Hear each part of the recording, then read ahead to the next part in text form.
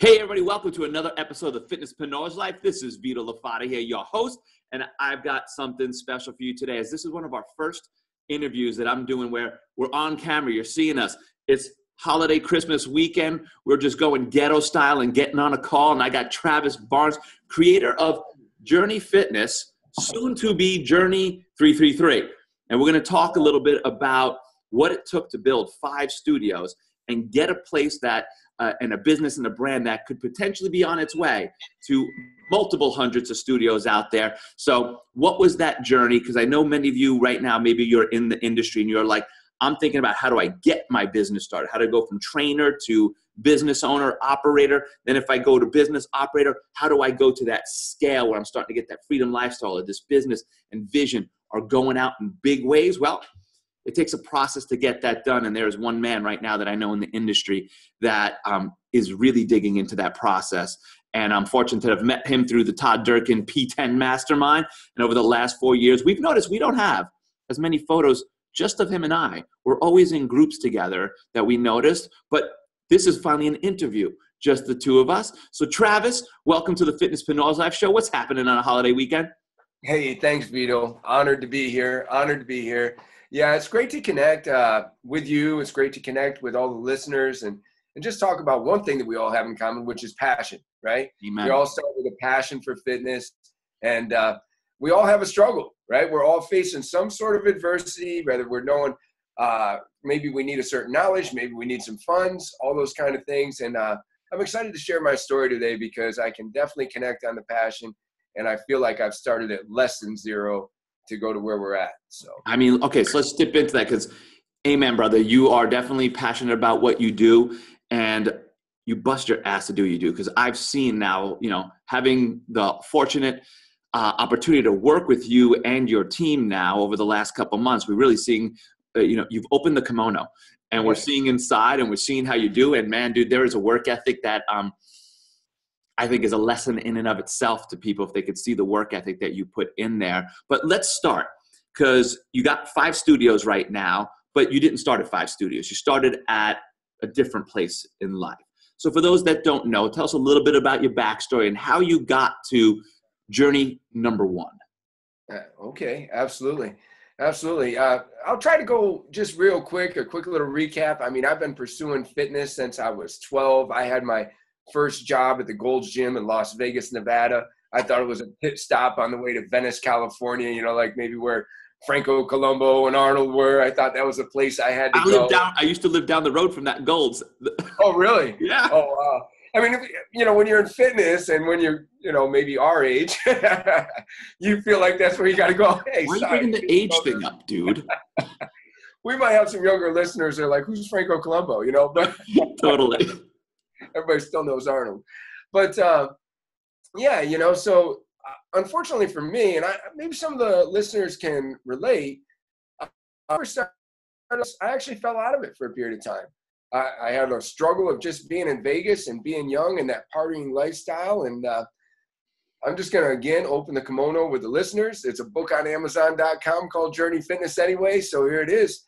That crazy lifestyle led me to a decade of incarceration. And, it's just it was an amazing journey. I'll just tell you that, again, the passion was still there because I trained people for tunas and stamps. That was prison currency. I taught adult continuing education. And when I came home, I was fortunate. I was blessed. And I was put into a place to where I rose from coach to manager to chief operations officer. And so there I was writing systems for another business. And that business had a different vision. The owner of the company got a little jealous because I was becoming more the face of his location than he was. And just 2 days after Thanksgiving, he let me go. And I guess a little important detail to share with the listeners, and this is why I'm sharing it, is because everybody struggles somehow. I mean, there might be listeners like, whoa, who do you got on here today, right? Because I haven't been through a decade of incarceration, but here's the deal. We all struggle. I don't care what you all struggle with something.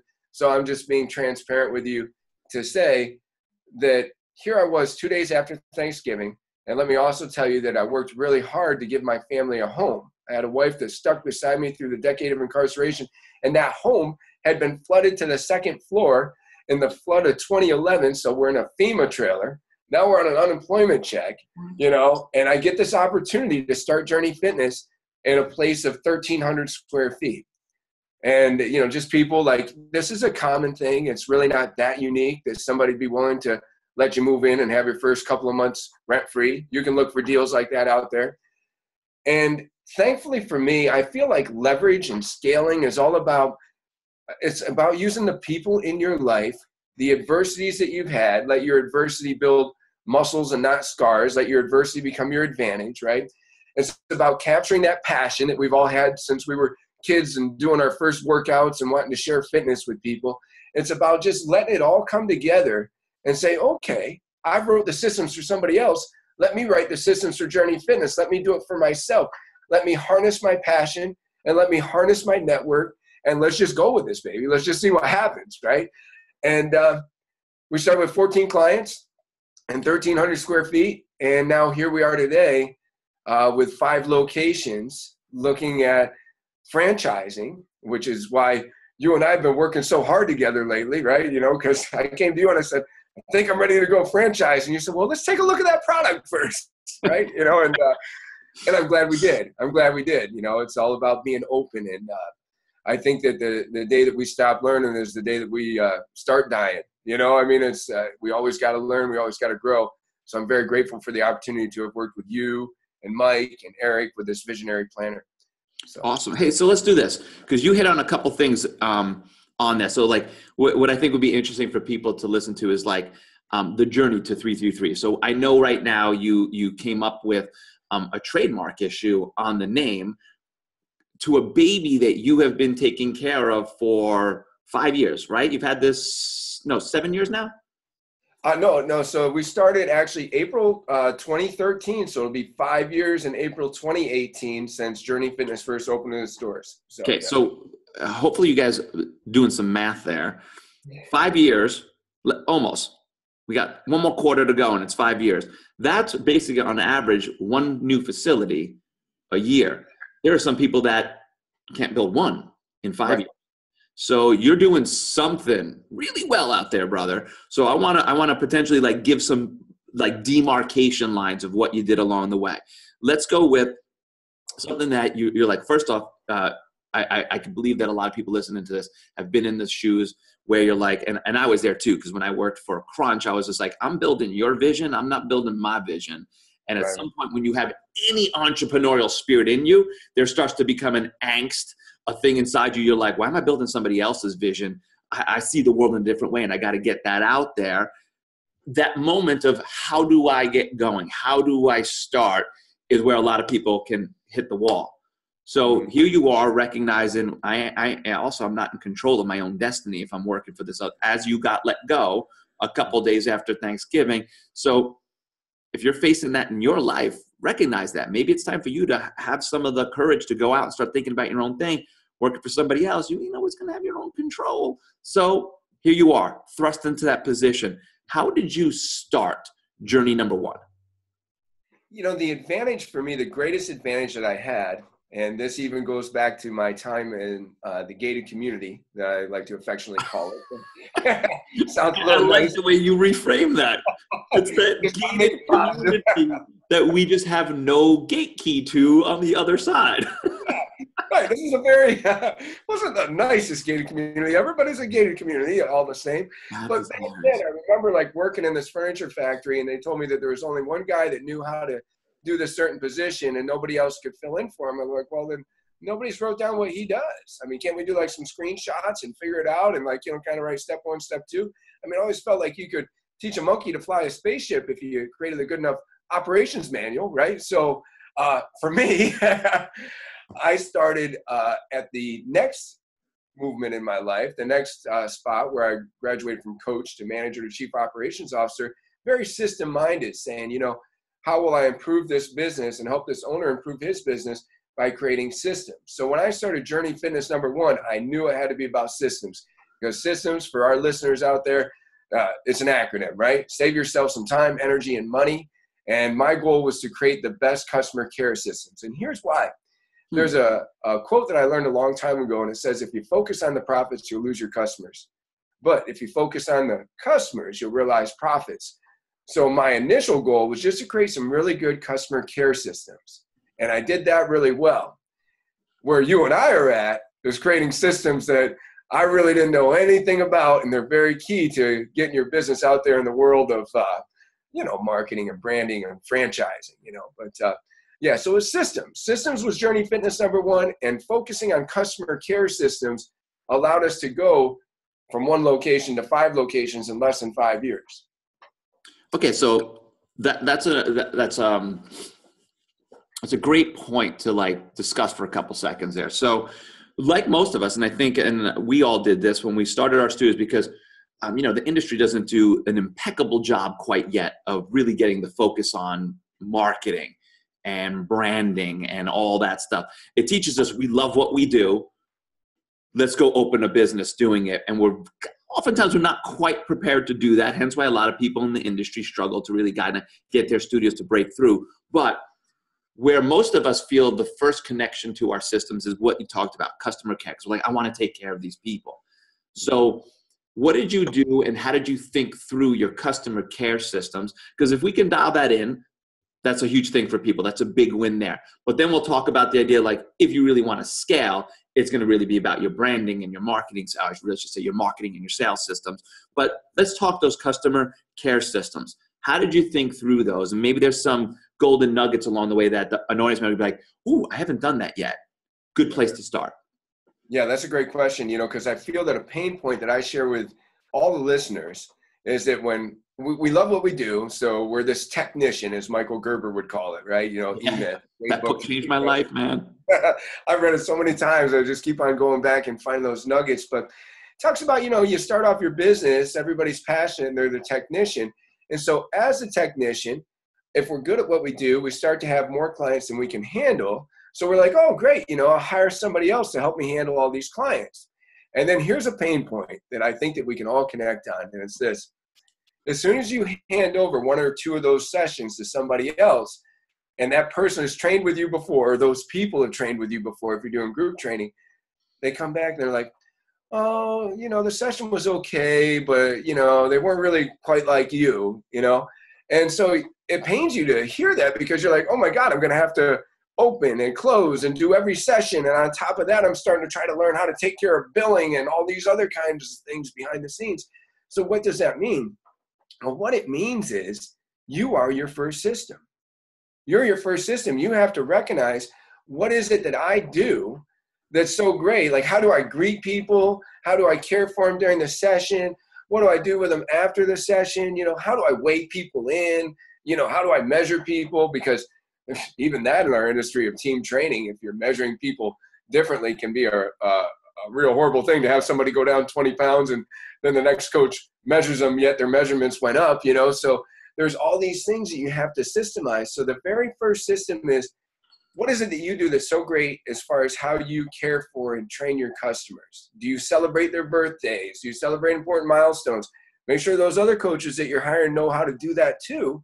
Otherwise, you'll always hear the customer say, oh, it was okay, but it wasn't quite like you. Make them like you. That's your first challenge, right? So in that's really good, because you are your first system. So one of my favorite things about your brand, your thing, and all that is just everything always revolves around the word journey. So when you were saying that, I was just like, the first thing you got to do is document the journey of your customers. So I'm like, there it is. I'm like, so if you're listening to this call, have you ever sat down and documented the journey of your customer, from the minute that they walk in to how they move around your facility to even the milestones that Travis just mentioned in their lives, so that you can start being like, one, we're not cavemen sitting around the fire where we have to translate everything orally anymore. Make sure you're putting it down. You're making some trainings. You're making some manuals. I know that one of the biggest things that broke through for you, T, is that you were like, I'm going to make an operations manual out of this thing. And I know, I think you still you have an info product that helps teach people on their operation manuals and stuff like that. But how did that key thing where you started documenting and putting down? Because a lot of owners will just teach it like I'm going to teach it to my trainers and whatnot, but I'm like, okay, at some point you can't stand there all the time and do this. So that next point is when you go from oral translation or giving away the content to writing it down. What went on there? Yeah, I think that it's easy for us to think that we have to write down our opening systems or our closing systems, or maybe how we want somebody to get signed up for membership, or what gifts we want them to be given. And then we think that there's something so extraordinary, so elusive about what we do, that we don't just take time to just document it. So for me, I was like, we called it our extraordinary trainer checklist. And I said, this is going to become a key point in the operations manual. And so that extraordinary trainer checklist just talked about, how are we getting prepared for this session? Like, how are we, looking at the workout ahead of time? What are we doing to plan some fun? What are we doing to learn the people's names that are, going to be in the session? How do we warm the group up? How do we introduce the group? What are our demonstrations like? All these different things. We put it down into a 36-point extraordinary trainer checklist that goes right down to the freezing cold towel that they're handed at the end, because I didn't want it to be like, well, Travis, I only get the cold towel when I work out with you. Whatever it is, those perks and that +1, the thing that you do to create the raving fan, you want everybody to do, or people will always want to train with you, which is great for your ego, but it's really bad for your time, right? You got the bandwidth just doesn't work. You ain't going to have 5 facilities if you're doing that. Right. Yeah. Can't go train everybody, open, close, and be everywhere, Okay. So extraordinary trainer checklist. I wrote that down, 36 points, the +1, because in my mind, what I'm thinking about is like, that's documentation of touch points. And more importantly than that, well, not more importantly, but the other added benefit of that, especially when we're talking about if you're interested in going from 1 to 5 facilities, 5 to 105, the idea has to be there, like, what's the biggest enemy that can take down any business is when quality control becomes different at each location. Because I remember you would tell us, you're like, hey, the reason we really put that in place is like, I need to know when somebody shows up at Elmira, it's the same experience at Corning. It's the same experience at, I can never pronounce the S one, Shira? Sarah. It's much easier than I thought. I just don't know why I didn't remember that. But I kind of remember where I was once reading the guy that wrote the Starbucks book. What's the guy? Howard Schultz? Yes, thank you. Yeah. And he was just like, we needed to know that if you bought a cup of coffee in Kenya or you bought it in freaking California, it was going to be the same cup of freaking coffee. Otherwise, the brand won't stand. So quality control and extraordinary trainer checklist, that's something I'd be like, how did you think through that? And how did you put that in place across all the facilities? And how has it been upkeeping that? Yeah, I think that this is a great thing for our listeners out there. A lot of times we only think about internships as in maybe you got some college students that want to earn some credits.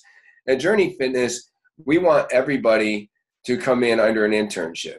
We want everybody first, of course, to go through those standard processes of, turn in your resume, have a little phone interview, have a group interview. But if they make it through all those preliminary parts, we're like, okay, first is an audition, and then even though you're certified or have your degree or have both, you're not certified in our systems yet. So, here's what we value. Like, this is how we do nutrition. Like, for example, as coaches, I feel that we need to have some basic knowledge of nutrition. And if you're going to have 5 locations, you all need to agree on what your philosophy is. For us, we're low carb paleo, just helping people with fat loss. That seems to work really well. There's a lot of great diets out there about that, but we teach that as one of our pillars in our nutrition. We teach our sales process. So then that way everybody is brought in and signed up the same way. It's one of the pillars in our internship. And then another pillar in the internship is the extraordinary trainer checklist. And then the final pillar, there's 4 pillars in the internship. And the 4th one is measurements and that weigh-in. It's so amazing sometimes that things you think are common are just not so common. Like, I tell people, if somebody comes in, they step on that scale, I mean, it's a high five, it's a booty bump, it's something, because they worked hard for those couple pounds. But honestly, we put that down just in case that's not common to you, in case you just thought that they were going to get to weigh in and have some success and you weren't going to celebrate it. Everybody celebrates, right? You got to teach them that. So we created this internship, and then we even do a test at the end. It's written. You got to have 80% to pass. There's a video review because we want people out there on the floor. We want them. There's 5 stations typically in our workout. There's a lot of circuit training, things done according to the clock. There's a lot of group stuff. I think that's very common in our industry nowadays. But one of the things that's a problem is, are you observer or are you a coach? So we do this video review at the end to make sure that somebody's just not standing in the center of the room clapping, saying good job, because that's an observer. Like a coach is diving into each station. So we do a video review. We use coach's eye. That's kind of like a John Madden thing where you can, kind of circle different spots where maybe they should have been over there because somebody's butt was up in a plank or whatever the case might be, and say, hey, here's an opportunity for you to dived in a little bit more. So then that way you establish, okay, this is what it looks like. And I think that the reason most employees don't get your vision is because you don't share it.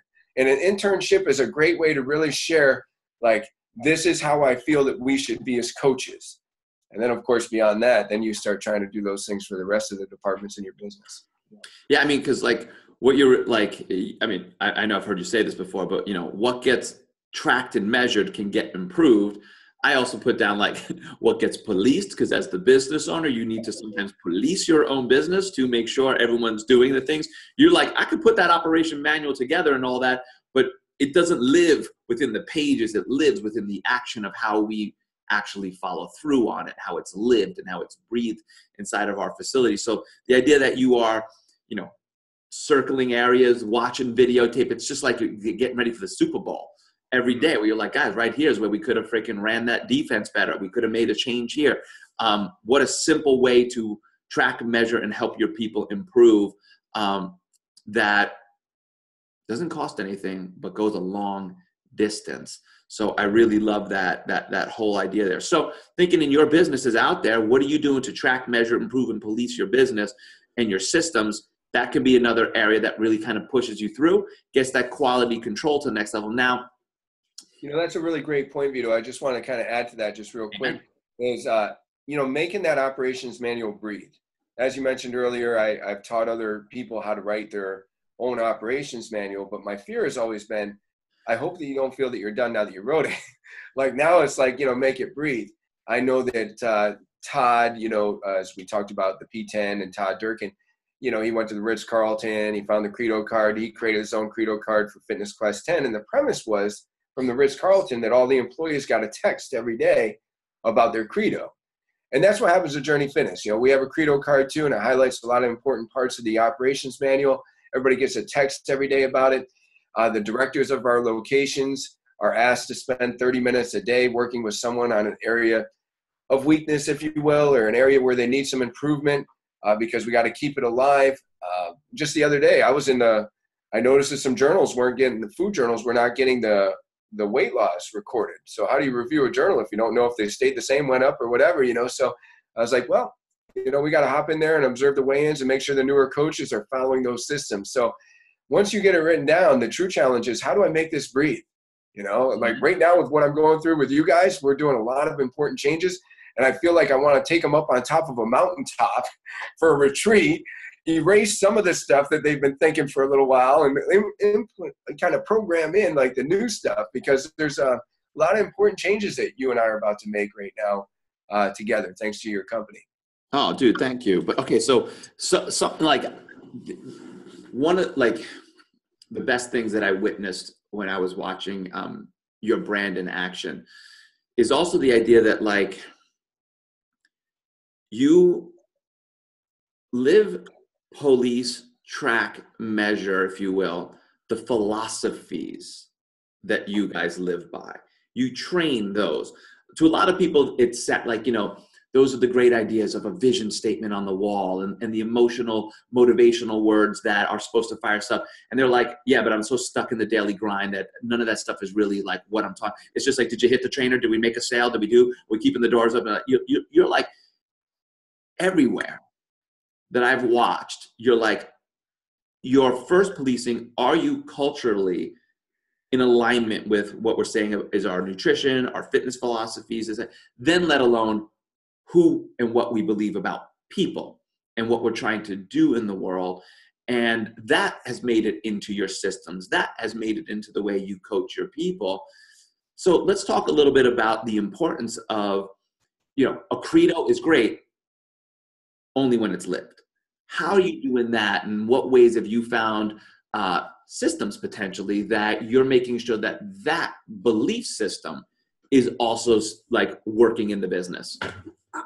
Yeah, I like where you're going with that. If it's not inspected, it won't be respected. You're going to have to determine certain key performance indicators to let you know that everybody's on the right track. I think that that's very important. For example, one of the things when we started off in the beginning, everybody says that builds a community. Certainly when you have a gym, a club, this is the beginning of a community. So they're like, we're just, community is one of our favorite things. And we're like, okay, well, how do you learn those names? And nobody usually has a system for that. I know when we started off, we're trying to upload photos into Excel next to people's names. And we're like, okay, every time we try to sort it, Excel crashed. It was just a mess, right? And so then, we found a software. Travis, we are working on updating your technology. Don't worry. Yeah, right. Yeah. Now we have a software. And so like one of those key performance indicators is to say, not everybody's there to weigh in, right? But we know that we have about 80% of our clientele that's there for weight loss. So, we shoot to see that 60% have had a recent weigh-in in the last couple of weeks, right? We also can go in there with this software and see that everybody's being measured every 6 weeks. These become important indicators if you're going to trust your clients to other people, because we don't want people to go along and not have weighed in, not have been measured recently, all those kind of things. So then you have to say, what is it? Of course, if you're going to upload photos so that a photo can appear next to the name, next to the goal, next to the limitation, all those kind of things, you're going to want people to study them. For us, we've created a rotation too, to where like every third week of the month is know your clients, and we do 25 for 25. If you can name these 25 pictures in front of the group, you get $25, things like that, to just say, this is important to me, right? It's important to me. We didn't just write a mission statement that said, hey, we're going to know people's names, no, we're going to know people's names. In fact, we're going to, as Michael Gerber would say, we're going to make a game of it, right? We're going to make a game of it. You want your club to be clean, then go play some I Spy. Like whatever, do something with the team that lets them know you not only value cleanliness, but you're going to make it a regular part of the program. Because I guess one of the things that we were just talking about a second ago is what gets managed gets measured, right? There's a Peter Drucker thing, right? So we gotta do those kind of things. And how are you going to measure it? Well, first thing I'm going to do is I'm going to make sure everybody's photo's uploaded. Second thing I'm going to do is make sure that there's an appointed time for everybody to be tested on their knowledge of those names and faces. Those are different things that we do to create key performance indicators, make sure inspected, so then they can be respected. Mm-hmm. And I like that. First off, making a game of your systems. I love that. I wrote that down. Also, they're like, when most people think of KPIs, key performance indicators, they're thinking of their business, their lead gen, their sales, but you're like, well, those are important, but the KPIs of people's results are the most important. People aren't getting results. They ain't coming back. You ain't going to have renewing members. You're not going to have members like Sal, who we met when we were at your place, being like, I think he lost 102 pounds, is now when we asked him, hey, what's your experience? He's like, I don't know. I'm just chasing my wife around the table now. We're like, oh, Sal, can you say that again? And we get that on video. That's good marketing for us, man. You can have those stories if you're not tracking the KPIs of results. And Sal's 76 years old, so shout out to Sal. But also, just kind of, most importantly is, yes, we have a KPI every Tuesday, and it says, there's how many members we have that are active, there's how many new signups, there's how many people expired, there's how many people canceled. But we need I think that in our industry, it would do us well if we all could begin to think about the KPIs of how our coaches serve our customers, assigning key performance indicators. This is something that's talked about in the book Scaling Up with Vern Harnish, right? And say, okay, what are the key performance indicators for my role in the company that let me know that I'm doing well if I'm hitting these marks, right? So that everybody has their own scorecard, if you will. That's something from the book Traction, right? Everybody should have a scorecard, right? And that's something that we're trying to create for not only how we do business, but for each person. And then, of course, just like everybody else, we want to look at those basic numbers. And then thanks to you, you just touched on something. Talk about systems. You just touched on something I never realized until you guys came there. You're like, you got a 76-year-old man who moves over 100 pounds. He couldn't circuit the room. That was chasing his wife. What have you named that system? I'm like, oh, well, that's just what we do, you know? And you're like, no, that's a marketable system that you put out there to the world and say, you know, we can do this for people. We can get people off their meds or whatever. And I never thought of that until you guys came. Like, this is the, you know, journey transformation. You guys have a signature system for the way you're producing duplicatable results. And that's the most challenging thing in a fitness industry. You could be like, well, like that trainer can get really good results for a person. And if that one can't, your business is done.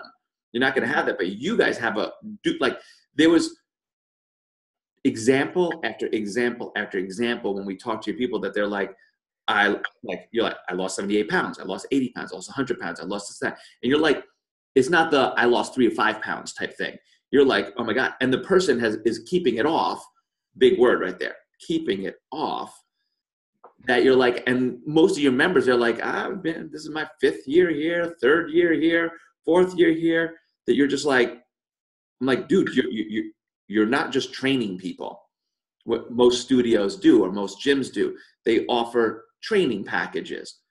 But that's not a signature weight loss system until you add the accountability, the nutrition, all these other things that you guys are doing, food tracking, this, that, how you give a meal plans, specific ways that you're teaching about their nutrition. I'm like, you guys got that. How come we haven't named this thing?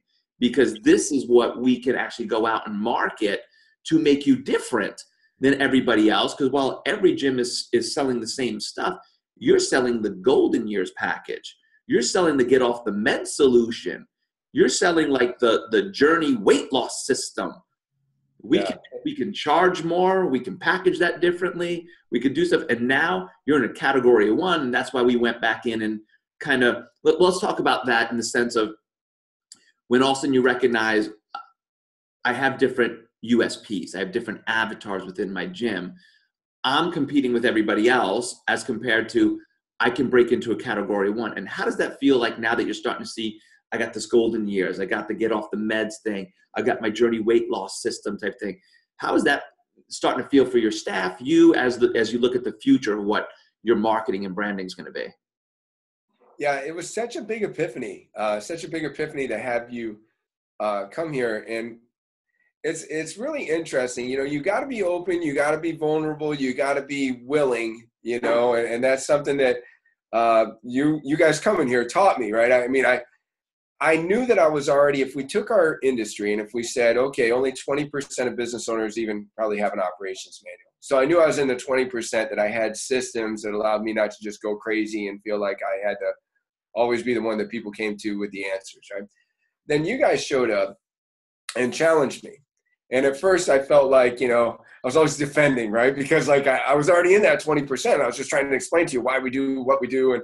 And then not only was there an epiphany about how we have these different systems that we hadn't named, I had another epiphany. I said, man, if I spend all my time defending, I'm not going to get all the gems and bombs that they're trying to drop on me right now. So I'm like, okay, I'm just going to shut up and listen. You know, later on, like if there's something that didn't quite fit, we can figure that out. I remember that morning because like, so we come in. So for those of you that don't know, like me and my business partners, we'll come in and do like literally a business audit, rip through a business, kind of look at every system, every number, financials, customer experience and whatnot. So it can be a freaking painful process to have outside unemotionally attached people come in and rip through your baby. And basically like almost call your baby ugly. Yeah. Imagine that, right? Right. And be like, yo, is that the Hunger Games? Da-da-da. And you just be, and like that first day, it's tough because you're getting hit with a lot. And then I remember like you're a bit shell-shocked that night when we were hanging out. You were a little bit like, I think I'm done. I need to go. Then the next morning, you're just coming down. You're like, I've made a decision. I am not going to defend. I'm only going to listen now and whatnot. And I was like, that's probably going to feel a lot better for the next 2 days, brother. And I think that helped you start to receive, knowing that we're all in alignment with the same mission, as compared to like we're trying to offend or hurt you or whatnot, or have you defend stuff, and instead be like, we're all on the same path. But oftentimes it requires tough love, especially when now you're thinking 5 to 105. Mm-hmm. Big difference. And, I think that's like, it's really great if you want somebody to come into your life. I mean, it's really great for your ego, I should say, if you want somebody to come into your life and just tell you how great you are. I mean, but certainly that wouldn't be a very worthwhile investment unless you really valued your ego that much. So at first I'm trying to send you guys, books in advance and just different things so that you guys can see just how systemized we are. And I'm trying to explain everything. And then I realized, wait a minute, there would be no value in it if they just came in and said, yeah, Trav, you've really created everything and, good luck, And so I realized, I'm like, okay, stop explaining why it is that this is the way that you do things and start listening to how they think that you can tweak these different things and see what all we can apply. And this is where it becomes so important. It's all about leverage, right? So if we like Tim Ferriss or the 80-20 rule, the Pareto principle, and we all know that, it just means that, 20% of your time is producing 80% of your results.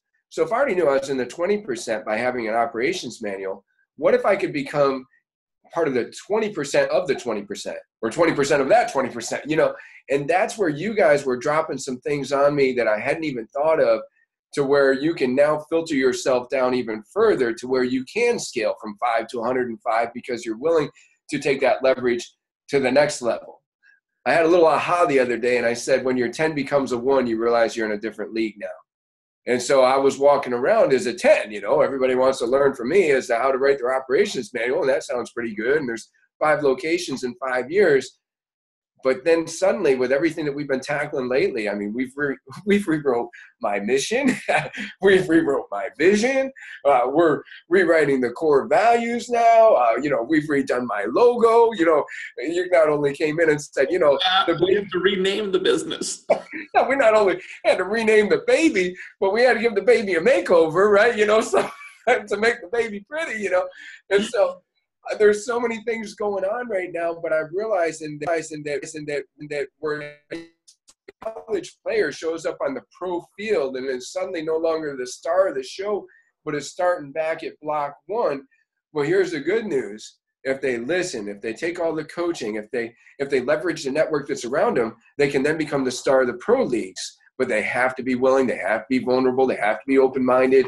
You have to be realizing where you're at. Yeah, coachable. You want a coach to come in and tell you how you can be better, right? That's what a good coach does. It takes a look at you and brings out something that's not there yet. You don't want somebody just come in and say, hey, you're great. That didn't do anything for me, other than my ego. So how's the mission going to take this to the next level? What have you learned with us coming in and helping you realize, hey, I know you want to go there, but we got to actually put the brakes on first, improve the product, especially when we go franchise level. What's like the main 1 or 2 lessons that you've taken from that process as people think about, okay, we talked about start, we talked about the middle and what it takes to get to this level. Now that you're ready to scale, what's that been like, recognizing sometimes I got to go slow to go fast, and it's okay to do that? Yeah, I think that it really just kind of goes back to levels, right? You can't get to the next level with the same level of thinking. So when you're ready to go to the next level, you have to have people that are going to come in and challenge your thinking. And so I had realized a little bit ago that, we weren't quite just delivering fitness. And I like the way that you guys have caused us to go deeper. But you've really, I think the big take home is clarity, right? Mm-hmm. Like, just really refined who we are into like this polished up, model of like, okay, now that we've kind of tore this car down and rebuild it, and now we got we're putting the parts in the right places, and, we're getting rid of the extra parts that we don't need. And it's like a NASCAR, right? They make it light and they make it strong and it goes fast around the track. And that's what you guys have been doing. You've really put us through this refining process, challenged our original level of thinking so that we could go to the next level with a new level of thinking that first refines the vision. You got to see it to achieve it. And then you got to know how you're going to do it. So we refined our mission. And then we figured out through refining that mission and vision of who the avatars were that we're going to serve. And so then in identifying who these people really are that we serve, we've gotten into things like psychographics, and you guys have challenged us to really know what their story is. And it's been so rewarding. I'll call it rewarding, just to spend some time and really think about our customers and who's kind of like the villain of their story, and who's the hero of their story, and just, kind of really storybook it and really say, how are we going to serve these people best? And it's just been interesting too, because Steve Jobs, this is kind of like a Steve Jobs type of thing. You've been asking me about different products that we have, and I don't know how many Fit Pros are listening that got stuff on their shelves that they don't even sell. But Steve Jobs, like, his biggest success was like, we're going to get rid of a bunch of products that, we really don't need to be distracted by, and we're just going to focus on these things. And so it seems like every step of the way, you guys have been helping us to narrow things down to three avatars, 3 bundles, 3 different journeys people can take. And it's been so cool, because I know in the new year, we're going to waste a lot less money, because we're no longer buying some of this stuff that you asked me, well, do you sell that to anybody? No, we just buy it. I mean, sometimes you're just going along. I'm like, it's time for a garage sale, and we're going to strip down to but back to what you were even saying about the 80-20. When we looked at your product sales, we're like, 80% of it's coming from this 20% of your products. Let's dump the 80% and just focus on the 20%. Let's bundle it, package it better. Let's make it match each of the offers that you make to your avatar. Now we have a very easy way for anybody in the future to step in and make the sale, because they're like, we have our 3 journeys. We have our 3 ways to accelerate your journey, and we have your jumpstart, and we are done. Yeah. Cindy and I were talking the other day. Cindy's my wife, for the listeners. And we're just talking about how when we were younger and living in Las Vegas together, how we'd move every year. And she said it was cool. It was like spring cleaning. We'd go try out like a new apartment together, and that you'd always, kind of gut out the things you didn't need. And she said, we didn't have a lot of clutter. We didn't have like those little knickknacks that people, just kind of keep around and collect dust. And that's what every business should try to do. If you feel like you've gotten to a level to where, like, okay, I've narrowed myself down, well, set a program in place, whether it's getting to a conference, whether it's getting with a mentor, whether it's reading a book, whether it's, getting with you guys, like what I'm doing right now, to where you're like, okay, well, I think I've narrowed it down. Who can challenge me next to narrow it down a bit further, right? So there should be some sort of annual audit in there. And I realized recently through working with you guys that it shouldn't be my eyes that's doing the annual audit, right? Because you just gloss over things. They're always there, right? So you're just like, you don't even see them. Like the other day we were riding along, and I'm usually got my head in my computer. My wife's usually driving because I'm 5 locations, right? Busy. And I looked up and I was like, hey, when did that building get put up? She's like, it's always there, right? But you don't know. You don't know, because it's like, you got your mind on other things, and you need fresh perspectives to say, hey, what's this on your shelf? Does anybody buy that? So you just kind of include everything? You don't have any upsell packages? People to challenge the way that you currently do business, so that way you can say, okay, next level, new level of refinement, those kind of things. Man, I love that, my man. I wrote a couple things down there that, and by the way, you don't think it, we come into yours and you feel that way. Like, you should see, like, it happens to all of us. Like when Eric came into my business and ripped through it, he's just like, what's that? What are you doing there? And I was just like, dude, be such a douche about it. But I'm like, totally. We all have done it. That's why I wrote down fresh perspective, getting eyes out there. For those of you listening, there was two key things that he dropped in there as well. You can't get, 3, I should say, can't get to the next level of thinking with the same level of thinking. Being coachable and being challengeable. That's an important practice in your life as you grow as an entrepreneur, fitnesspreneur out there. But bottom line, the top thing, Travis, and when you said it, I gave you the old fist pump, because I'm like, it's clarity. Mm-hmm. Clarity is the challenge that we're faced with every day in a world of distraction, in a world of so many options and opportunities.